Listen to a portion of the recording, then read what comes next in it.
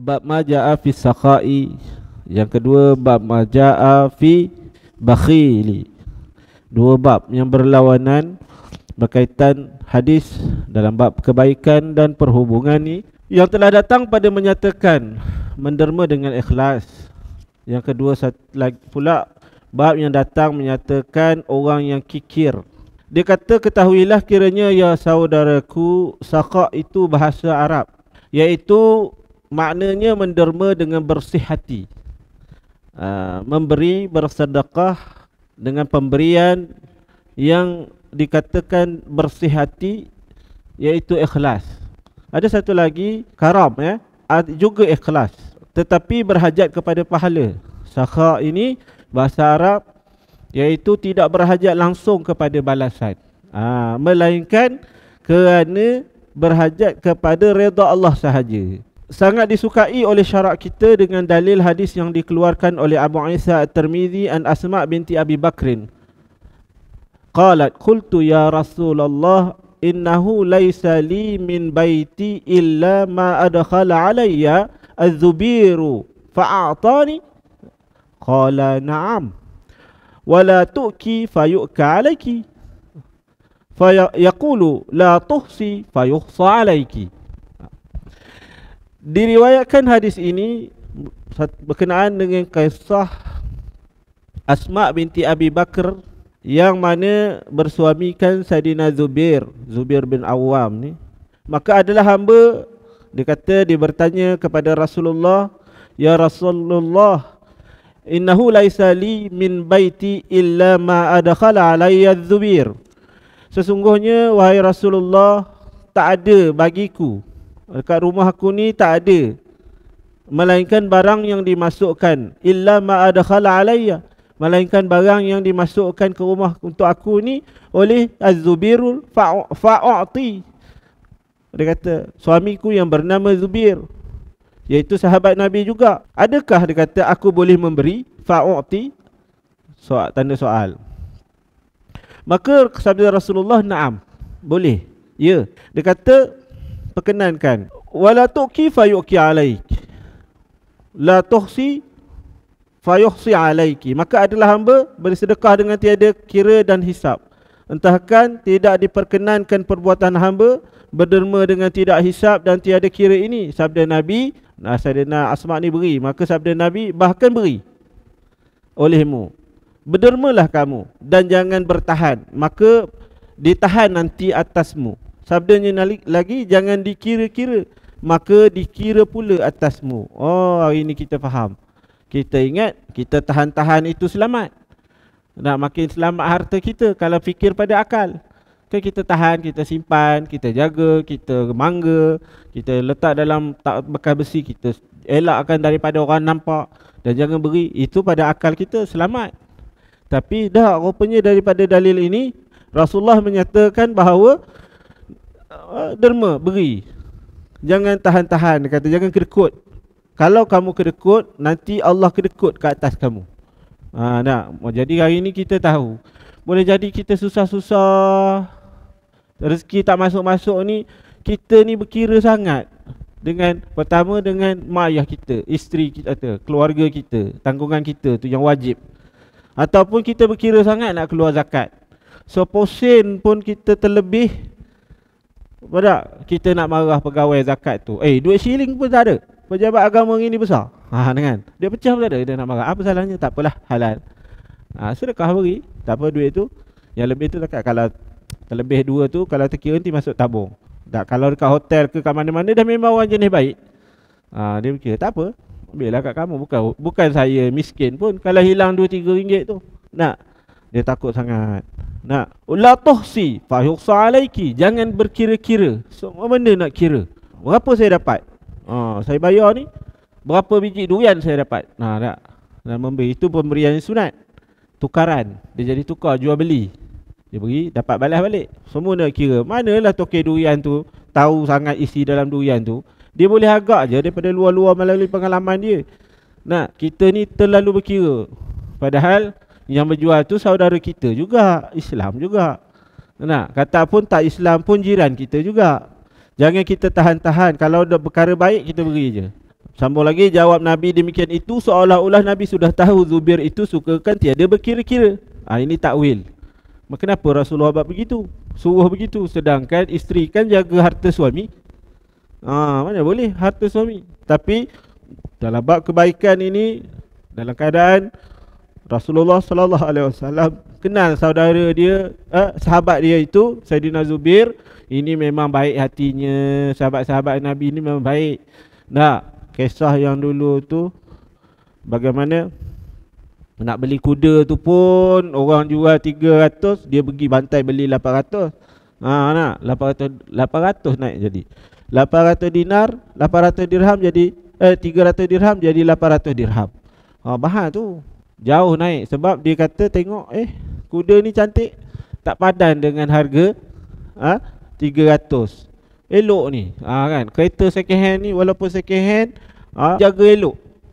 Memang elok semua. Besi macam baru, style elok. Takkan nak beli harga dia beli harga 100,000, kita nak beli 3,000. Tak padan. Sahabat Nabi sebab dia dah janji dengan Rasulullah. Bayatu ala iqamus salah wa ita'uz zakat wa nushi bainal muslimin. Aku berjanji dengan Rasulullah, aku bersumpah dengan Rasulullah akan mendirikan solat, menunaikan zakat dan lurus budi. Nasihat. Jadi dia betul-betul dia nak beli pun, nak tukar dengan duit dia, dinar dia kena sama. Telus betul. Betul ikut susah, ikut payah nak menyediakannya tu. Ini nilai dia. Kita tak asal untung kita je. Biarlah peniaga tu menangis air mata darah pun balik karang, nasib dia lah. Ada kadang tu kita tengok tunggu je. Tu ayah dia balik pergi mana-mana, pergi tandas ke, pergi beli air ke, makan tengah hari, anak dia jual. Saja. Kenapa suka? Tadi anak dia jual. Dapat murah. Balik lagi ayah dia, kamu jual berapa ni? Sekilo. RM2. 20, bukan RM2. Lah. Kita tahu dah. Ada, bukan kita lah. Maknanya tu sikap. Sahabat Nabi tak. Orang jual 300 dia nilai balik. Tak padan kuda ni. Kuda perang cantik macam ni gaya. Bela dalam rumah, pelihara dalam rumah, nak jual murah-murah tak? Dia padan dengan harga yang patut-patut. Nak tak saya beli 400? Mesti nak. Tu tengok lagi. Tak ada 400. Saya beli 500. Sanggup tak jual kuda ni? Mestilah sanggup. 300 sanggup. Tengok lagi. Tengok kuku pula. Tengok gigi pula. Tengok bulu pula. Cantik kuda ni. Kan bulu pun comel. Last naik 800. Setuju. Itu patut bagi dia. Ini orang tak berkira. Beli durian, nak pergi belanja apa? Nak belanja kawan-kawan, nak belanja orang kampung datang. Makcik berapa ni? Ni. Mana bakul yang elok? Itulah Ustaz, itulah Pak Haji, itulah cikgu, itu Pak Bilal. Ni yang baik, yang ni sudah baik. Tak apalah, tengok lebih-lebih kurang. Tak ada buah ya? Tak ada, lebih kurang. Angkatlah semua. Ni tapi ada yang kecil sikit lah Pak Haji. Tak apa, kira sekali. Orang pemurah kan? Ambil duit ni. Lebih, tak apa, simpan. Kan? Macam tu. Sekarang ada macam tu? Tak ada dah. Dulu ada. Sebab tu kata tuan-tuan, kalau pergi kat negara Arab, sistem dia bukan permintaan dan penawaran. Kita je, ekonomi kita berdasarkan permintaan dan penawaran. Tinggi permintaan, maka kurang penawaran, harga mahal. Tapi permintaan tinggi, naik harga. Tapi kalau barang tu banyak, tapi permintaan sikit, banyak berlambak ke depan ni. Biar pun mahal pun, asal punyalah susah. Tercabut biji mata nak buat, tercabut kuku-kuku buat. Tapi dah semua orang ada, jadi murah, tinggal 20 sen je sekilo. Tak padan. Jadi tak ada. Dia kalau tengok Arab, dia letak harga dah mahal dah. Kalau orang kaya datang lalu je ambil. Mana yang baik? Yang ni baik tuan, yang ni sederhana, ambil yang baik. Berapa? Bayar. Duit berkepuk dalam bank tu, kan? Banyak. Orang miskin datang, peniaga pula bagi. Berapa kau mampu? Tuan pula peniaga yang pemurah, kan? Bila orang kaya datang, orang kaya pemurah berlawan, nak lawan pemurah. Kita berlawan nak kedekut. Siapa dapat? Dapat beli durian elok dah murah kat simpang tu. Naik kereta kancil je pun, balik tu kat Selancar tu, berapa kilometer, ada sebiji buruk, masuk balik durian ni. Tapi yang elok dia makan, yang buruk tu masuk, bawa sampai simpang tu, buka bonet kancil. Ni durian lawa sangat kata. Marah orang tengah-tengah ramai tu. Pakai pak lebay tak sah lah. Tak kemalu tu. Tak rupanya tak habis ngaji, tak dapat mengaji, tak sempat mengaji hari maghrib-maghrib. Rupanya Islam tak. Sikap orang Islam lain. Sebab tu orang kafir, orang bukan Islam, orang yang tak biasa dengan orang Islam rasa pelik. Dia tengok tak sebanyak orang pak masjid ke, pak lebay ke, dia tengok pelik dengan pak lebay. Dia mesti pelik. Kenapa dia pelik? Sebab dia tak biasa buat macam tu. Dia tak biasa. Baik, sebab apa biasa kita buat begitu? Kita tak kisah halal. Kita senang je halal. Rezeki Allah bagi lain. Apa dalil dia? Sebab bila kita beri, sebelum duit tu kita beri sampai tangan dia, rezeki Allah bagi lagi. Ni kita jumpa hadis. Lebih banyak lagi. Allah balas terus. Kita je tak tahu. Kita tak nampak. Kalau kita tahu rahsia dan segala rahsia, masa Rasulullah kata, kalau nak berhijrah, kita tahu rahsia sebaik rahsia, kita tak boleh hijrah seorang. Macam tu, kalau kita tahu rahsia sebalik rahsia, betapa pemurahnya Allah Ta'ala ganti balik. Memang kita dah mati, kita keluar balik, kata kita nak berderma. Dia tanya kisah orang mati, dia balik nak sedekah. Orang mati dalam kubur, dah tu dia minta doa balik, nak keluar balik, dia nak buat sedekah. Bukan dia nak solat, bukan dia nak puasa, tapi dia nak bersedekah. Dia tahu betapa besarnya ganjaran.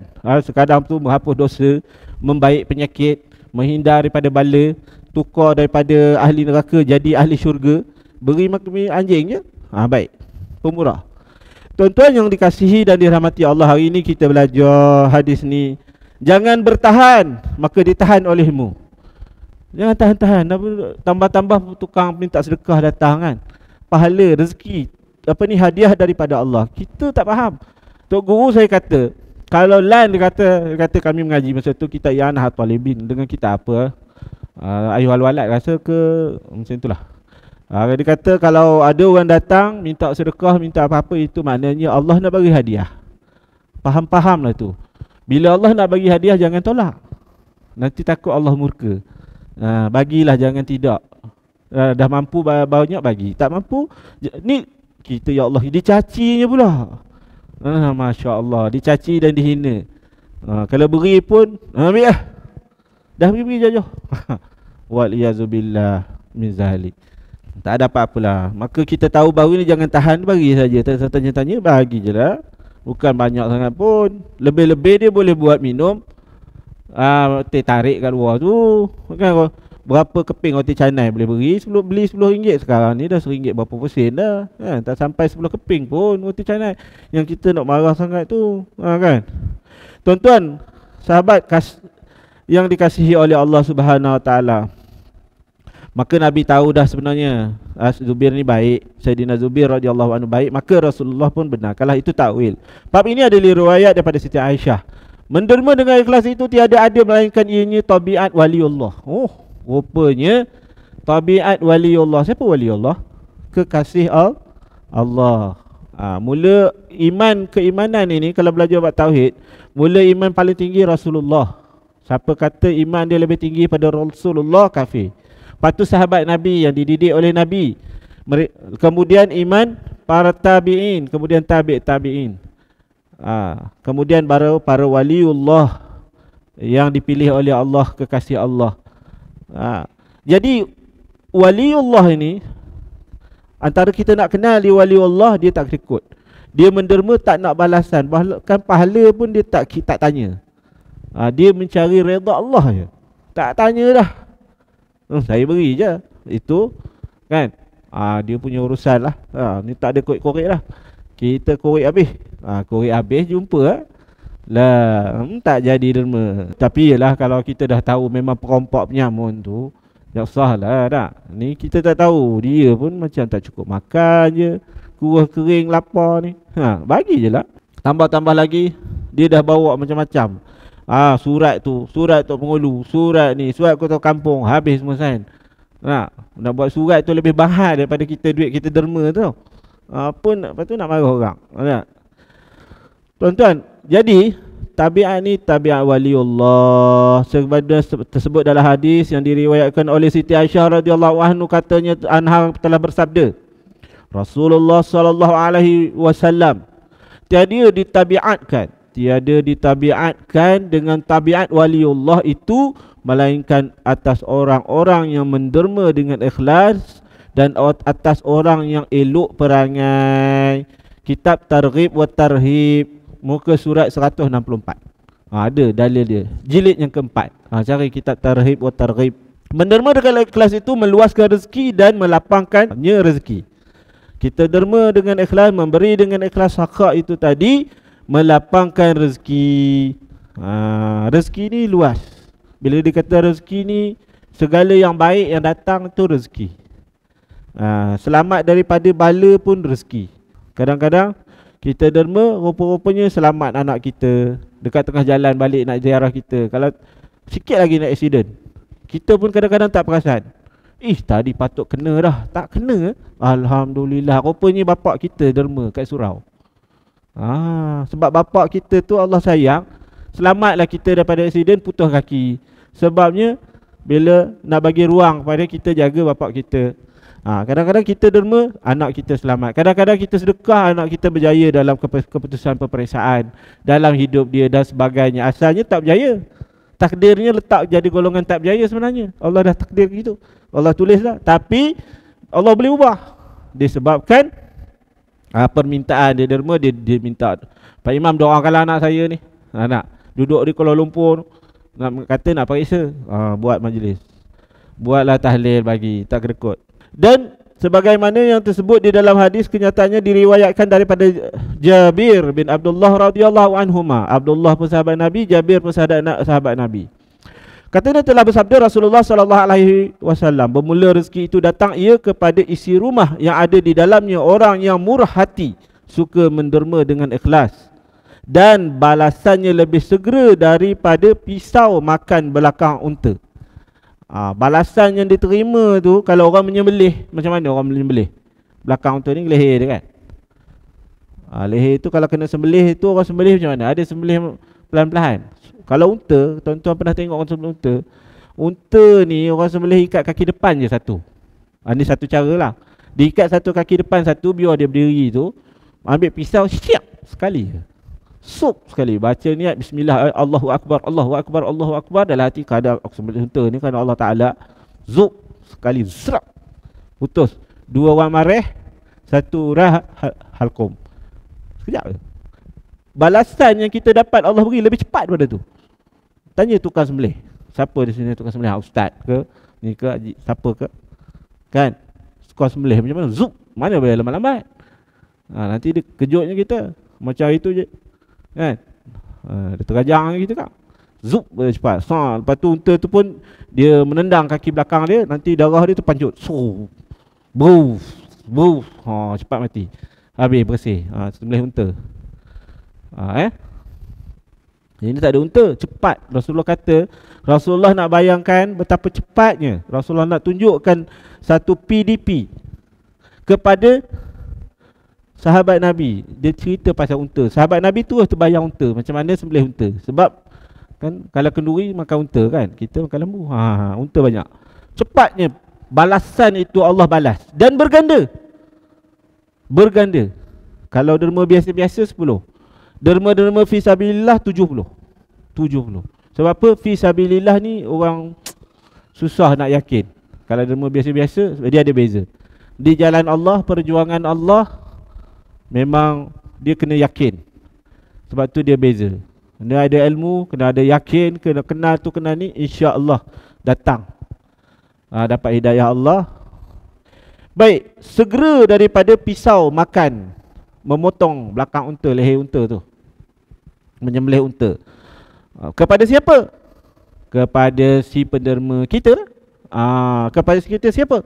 Kita tuan rumah yang murah hati. Suami tak kira. Sebab itu kakak-kakak, abang-abang ni, ibu-ibu, bila dapat suami selalu kita komen, oh suami ni, kadang isteri yang kedekut kan, dia fikir abang ni bagi je. Tak, suami bagilah. Entah, saya tak tahu, saya seluk kocek depan, saya bagi je. Abang tahu tak kocek depan tu ada banyak mana? Tak tahu. Tak, suami dia pemurah. Bagi je. Isteri yang selalu duk bertahan-tahan. Suami, tak apalah. Malah nak kira, malu depan orang. Begitu kira, bukan banyak mana duit kita. Dia kata alasan lah, alasan suami kan. Padahal dia suami itu saja je pemurah. Untunglah dapat suami macam tu kak, ibu. Yang tak boleh, jangan kira. Semua berkira, duit bank masuk ini berapa, nanti saya tengok belanjawan saya. Susah. Sebab Rasulullah kata jangan terlalu bertahan-tahan, nanti Allah tahan. Jangan terlalu berkedekut, nanti Allah kedekut kat kita. Kita bagi je sikit-sikit. Bila isteri kata ni lebih bang, simpanlah dah. Saya beli tudung ni harian ni berapa? RM35 offer. Ni 50 lah, simpanlah. Kalau awak kan nak tengok apa-apa kan nak beli kan? Kan?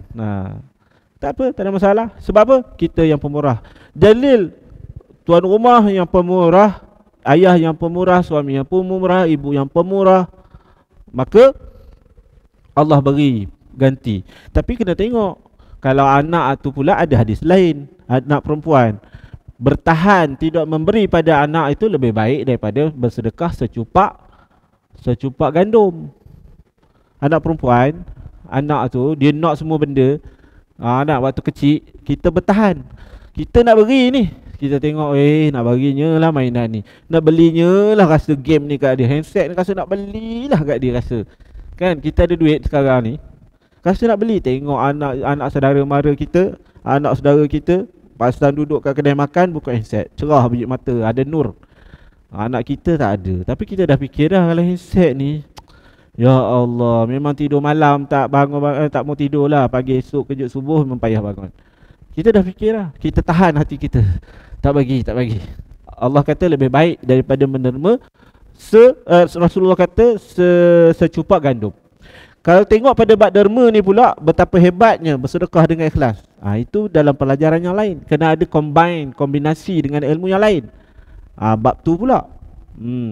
Adapun kalau tidak ada berkait-kait tadi tu, tidak ada sebab perkara baik-baik saja, beli tudung, beli telekung, tutup aurat, beli songkok, beli baju baru yang bersih, beli beras yang mahal ke, beli ikan yang sedap ke, apa-apa sajalah yang kita beri kepada keluarga kita yang tidak memudaratkan mereka, maka kita Allah janji Allah beri lebih cepat daripada pisau penyembelih. Kan? Masalah lagi, derma itu hampir dengan rahmat Allah.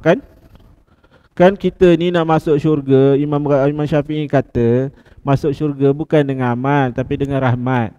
Tapi kita kena tahu apakah kunci rahmat. Ada banyak kunci rahmat. Nak?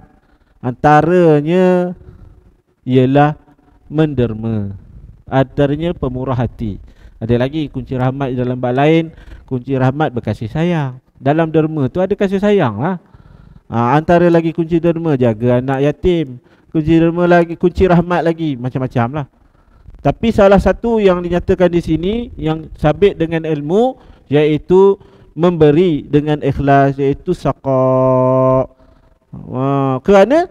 Kenapa?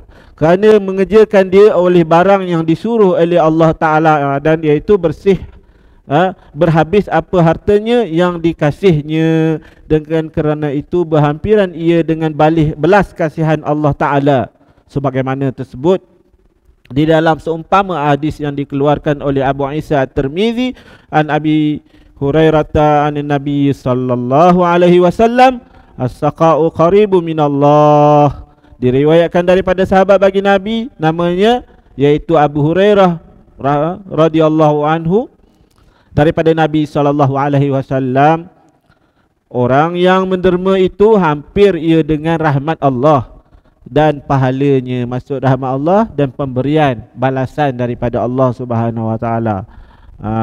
Qaribu minan nas, qaribu minal jannah wa qaribu minan nas. Hampir dia dengan syurga Allah dan hampir dia dengan manusia. Menderma itu hampir dengan syurga dan hampir dengan orang. Sebab hampir dengan syurga kerana syurga itu rumah bagi dermawan. Syurga itu ialah mahligai rumah bagi orang yang menderma, dermawan.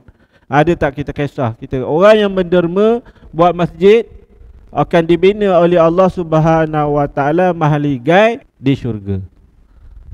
Dah ada mahligai kerana usaha pada barang yang menjadikan darinya mencapainya dan pergi menuju jalannya. Kenapa dia boleh masuk syurga? Kerana dia berusaha kepada perkara yang boleh mencapainya.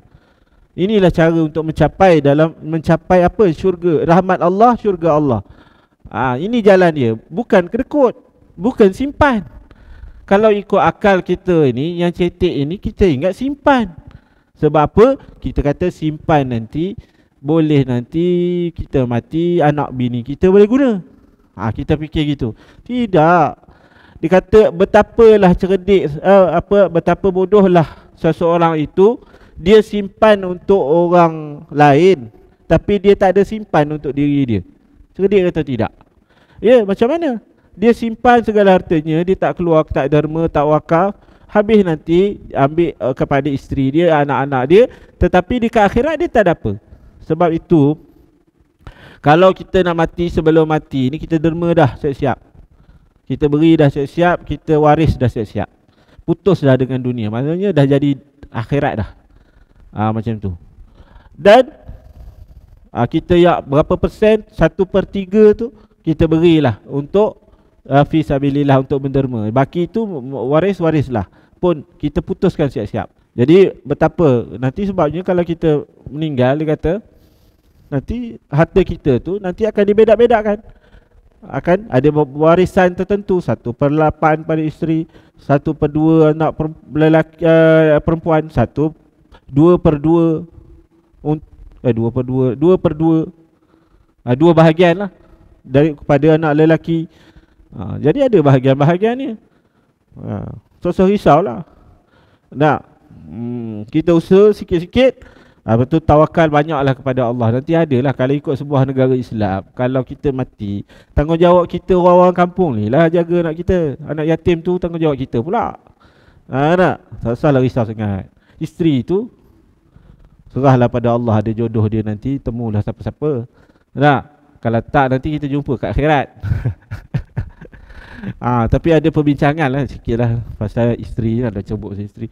Ada juga pertanyaan, kalau isteri mati, suami mati, meninggal, dia tanya kepada Rasulullah, ada hadis, suami meninggal, dia tanya pada Sulaim, tanya pada Rasulullah, kalau suami pertama baik, suami kedua baik, nanti ke akhirat dia bersama dengan siapa? Suami yang mana? Rasulullah jawab, dia bersama dengan lelaki suami yang paling baik akhlaknya terhadap dia, yang paling baik akhlaknya. Sama juga, jangan risau lah. Jadi tak ada masalah lah, tapi tu sorry risau lah, dia sweet 17 lah. Nanti dia boleh pilih kat akhirat esok. Maksudnya di sini, tapi ada juga dalam hadis yang lain, ada satu perbahasan lah. Ada perbahasan kata tak, dia bersama suami takhir.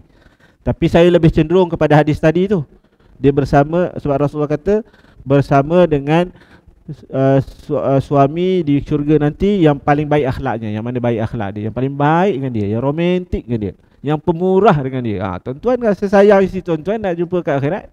Tuan-tuan tak ada dah lah. Kita, yalah isteri kita kan, dia ada kat rumah kan. Buatnya kita meninggal dulu, ada jumpa kat akhirat esok. Sebab kita baik, dia akan pilih kita. Kita pun jadi handsome, 25 tahun handsome, kan? Dia pun jadi cantik, kan? Adapun sebab apa jadi hadis tu ada yang meriwayatkan hadis suami takhir, sebab Rasulullah yang menjawab, itu isteri Rasulullah. Rasulullah jawab begitu, yang paling baik akhlaknya memang Rasulullah lah. Ada yang takwil begitulah. Takwil saja, Rasulullah tak cakap, Rasul tak bersabda gitu. Rasulullah menyatakan bahawa suami yang paling, dia akan bersama dengan suami yang terbaik akhlaknya. Jadi pulang, serah pada Allah lah, tak ada masalah itu. Kita jumpalah di akhirat esok, tengok macam mana. Ada pun dah dekat dengan manusia, dekat syurga, dekat manusia, jauh daripada neraka pula. Orang yang baik hati, yang mempermurah hati. Dermawan itu dinding daripada api neraka. Ada si riwayat menyatakan kisah seorang perempuan tadi, dia derma, bukan derma dia. Ni satu kisah, dia derma harta suami dia. Suami dia kerekut. Ada riwayat yang lain. Di akhirat dia nampak bahawa harta yang dia dermakan untuk suami dia tu, suami dia masuk neraka kerekut, tapi harta yang dia dermakan tu melindungi daripada api neraka. Lindung. Kata riwayat. Begitu hebatnya.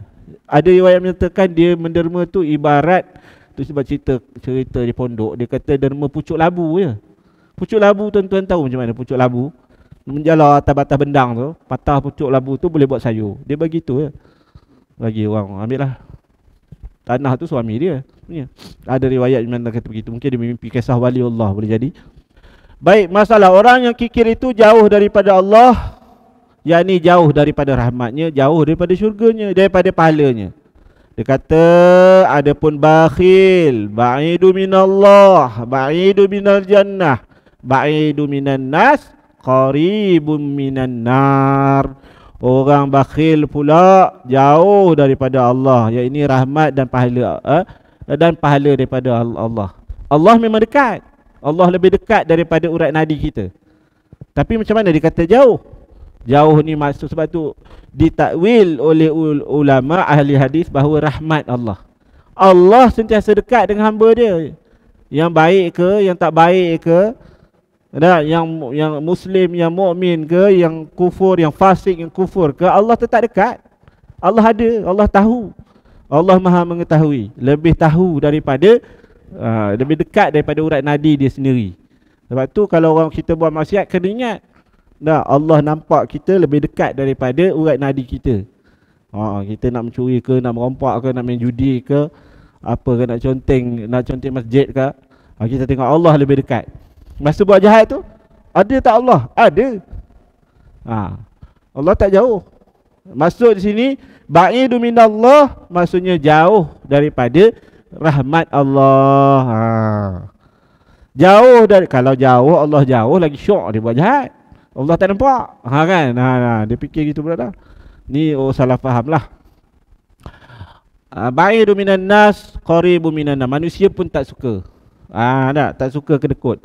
Sebab tu kalau nak cepat kahwin, kena jadi pemurah. Jangan fikir kedekut. Bagi je, pemurah je. Kalau dah menikah nanti, nak rahsia rumah tangga bahagia, suami ni kena pemurah. Kalau kata suami isteri nak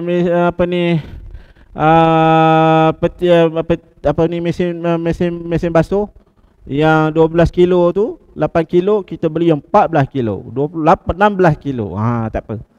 Nak peti ais kecil-kecil, kita beli yang besar. Dia boleh tidur dalam tu. Tak ada masalah. Dan kita tak ungkit pun. Biar dia ngungkit. Dia ngungkit, lantak dia. Dia tu memang perangai dia dah. Perempuan cerewet, pantang dia ungkit. Kita tak pernah ungkit sekali pun. Apa lagi nak? Nanti dia beli. Tak ada masalah. Sebab apa? Kita azam dulu macam tu. InsyaAllah Allah ganti. Mula-mula kita azam dulu. Aku nak jadi orang yang tak berkira, tak kedekut, tidak bertahan. Lepas tu azam. Lepas tu cita-cita. Kita bertandamkan cita-cita pula. Baru datang cita-cita. Aku nak jadi dermawan. Sebab dermawan masuk syurga. Allah balas rezeki melimpah ruah. Baik. Lepas tu tanam niat. Niatkan. Buatlah. Kita cuba. Nanti tengok betapa murahnya, betapa banyaknya rezeki yang Allah Subhanahu Wa Taala beri. Macam kita tak ada keluarga anak isteri, kepada ibu bapa. Betapa Allah Subhanahu Wa Taala mudah je nak beri ganti. Sebab rahsia, jadi orang-orang kaya tu, rahsia dia pemurah. Kalau tengok pada Faiza Beras tu, bersamamu tu, dia cita-cita dia nak jadi orang paling banyak beri sedekah, paling banyak keluar zakat. Zakat ada dua, zakat wajib, zakat sunat. Dia nak jadi orang, dia cita-cita ke arah tu, Allah beri. Padahal orang Arab tu Faizah tu, Datin Faizah tu orang Arab Mesir tu, bukan orang Melayu pun. Dia makan apa? Makan gandum. Tapi dia boleh jual beras. Laku pula beras dia tu. Dah macam-macam produk dia. Sebab betul dia punya jalan dia. Sebab itu bila betul jalan, betul usaha, insya-Allah dapatlah kejayaan, kebahagiaan. Tu rahsia. Bukannya rahsia untuk jadi kaya, kedekut duit. Rahsia nak jadi kaya, kena banyak keluar duit. Banyak keluar. Jangan kira, jangan bertahan bagi, okey. Tak. Durian masuk, orang pemurah masuk naik bonet kereta saya, masuk. Yang mana? Bakul mana tu? Masuk. Tercampur sikit. Siapa? Bayar. Tak ada masalah. Tunjukkan, dan kita berazam untuk jadi seorang yang pemurah. Wal jahil sakhi wa ahabu ila Allah. an azza wa jalla min abidil bakhil. Orang yang pemurah lebih dicintai oleh Allah. Orang jahil yang pemurah, dia tak pandai tapi dia tak kerekut. Dia jahil tapi dia sangat pemurah hatinya. Tak berkira langsung. Tenaga ke, duit ke, boleh saja. Tak ada masalah. Seluk bagi, seluk kocek ulu bagi, tak ada masalah. Cari-cari lain. Lebih dikasihi oleh Allah tapi bukan boros berbanding hamba yang bakhil. Hamba ni iaitu orang yang siang malam mengabdikan diri kepada Allah tapi kerekut, khususnya kepada anak bini dia, kepada tanggungan yang wajib, iaitu ibu bapa dia, anak isteri dia, pelajaran anak dia, tanggungan isteri dia, kaum kerabat dia, mak saudara dia, anak saudara dia yang yatim, dia tak ambil kira, padahal itu wajib kepada dia. Dia sibuk ibadah saja, duduk pergi balik masjid saja. Kita jangan lupa berusaha yang wajib itu sama wajib dia dengan solat yang wajib fardu. Nanti kita jumpa dalam pelajaran. Maksudnya wajib melakukan perkara yang wajib, perusahaan yang wajib, bekerja cari rezeki yang halal, pecah-pecah tangan, ketuk batu, dengan begitu ikhlas menunaikan segala kewajipan kita di bawah tanggungan kita, tanggungjawab kita, bidang kerja kita buat bersungguh-sungguh, itu wajib bagi kita. Sama juga wajib macam dengan solat tu. Solat itu wajib, kerja itu juga wajib. Dia salah faham. Dia yang wajib dia tak buat, dia biar je yang wajib. Anak isteri dia, mak dia, anak saudara dia, adik-adik dia biar je. Dia yang penting beribadah. Dia kata salah, dia salah dalam bab memahami ibadah. Pergilah kerja, pergilah ketuk batu waktu solat, bentang saja dah semayang saja. Pergilah siang ikan kat pasar malam tu, pasar ikan tu, waktu solat basuhlah sisik ikan tu, semayang. Tak ada masalah. Nak mengajar pun ustaz ke, ustazah ke, cikgu ke, mengajarlah sampai ke malam pun. Tapi waktu solat kita solat. Waktu ibadah kita ibadah, tak ada masalah. Waktu Jumaat kita datanglah azan Jumaat lah. Tak ada masalah. Baik tuan-tuan yang dirahmati Allah, bakhil itu bagaimana mengenalnya? Kita nak kenal kita ni bakhil ke tidak ni. Tentang kita rasa kita pemurah, rupanya bakhil tangkai jering. Tengok ni. Dan dengan apa jadi orang itu bakhil? Dan tidak ada daripada orang itu melainkan nampak ia akan dirinya orang dermawan, dan terkadang ia nampak akan orang lain itu bakhil. Dan kadang terbit satu perbuatan daripada satu orang sampai jadi berselisih orang-orang, maka berkata satu kaum itu orang bakhil, dan kata beberapa orang yang lain bukan, dia tu bakhil. Maksudnya apa ni? Nak kena bakhil ni, dikata tidak ada daripada orang itu melainkan nampakkan dirinya orang dermawan, dan terkadang ia nampak akan orang lain itu, orang lainnya bakhil. Nampak bakhil, nampak dermawan, nampak bakhil, dan terkadang tak kenal. Tak tahulah dia tu pemurah ke kedekut. Dan terkadang terbit satu perbuatan daripada satu orang sampai jadi berselisih orang. Ini maksudnya orang tak tahulah, tak kenal. Sebabnya kadang-kadang dia bagi, kadang-kadang dia kedekut.